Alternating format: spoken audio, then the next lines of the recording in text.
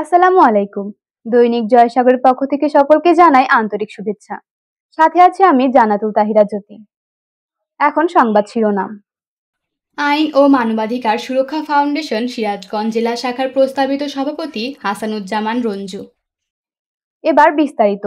সিরাজগঞ্জ প্রতিনিধি শাহ আলমের প্রতিবেদনে। সিরাজগঞ্জ জেলার প্রান্তিক অবহেলিত জনগণের পাশে আইনি সহায়তা, বাল্যবিবাহ প্রতিরোধ, মাদকমুক্ত সমাজ গঠনে ভূমিকা রাখা, ইফটিজিং, কিশোর গ্যাং প্রতিরোধে সক্রিয় ভূমিকা পালন করতে এই সংগঠনটি কাজ করে চলেছে।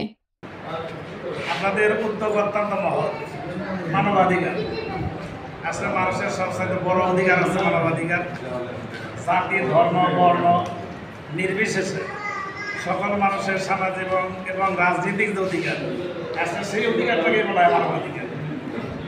এই মানবাধিকার আপনারা কী করবেন? সুরক্ষা করবেন। এটা একটা সাংঘাতিক দায়িত্ব, বড় দায়িত্ব। আমরা যদি আসলে সঠিকভাবে দায়িত্বটি পালন করতে পারি সবাই মিলে, আমার মনে হয় সমাজে কোনো অন্যায় অবিচার থাকবে না ইনশাআল্লাহ। কোর্ট কাছারি, আদালত ইত্যাদি দেখবেন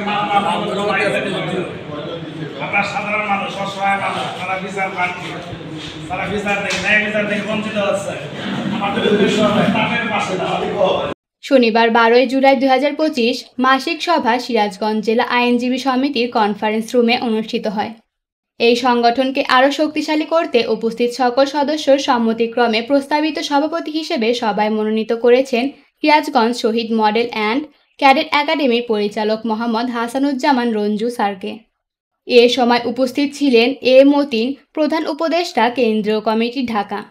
বর্তমান সভাপতি মোহাম্মদ সাইফুল ইসলাম, সাধারণ সম্পাদক অ্যাডভোকেট আব্দুল হামিদ, আইন বিষয়ক সম্পাদক অ্যাডভোকেট মোসাম্মদ রোজিনা খাতুন রোহানা, জাহাঙ্গীর আলম, আব্দুল মান্নান, ইঞ্জিনিয়ার আশরাফুল ইসলাম তালুকদার, সালমা খাতুন, শিল্পী খাতুন, আব্দুল মালেক, হাসানুজ্জামান তালুকদার, দুলাল হোসেন প্রমুখ। সবাই সুস্থ থাকবেন, ভালো থাকবেন। দৈনিক জয়সাগরের সাথে থাকবেন। আল্লাহ হাফেজ।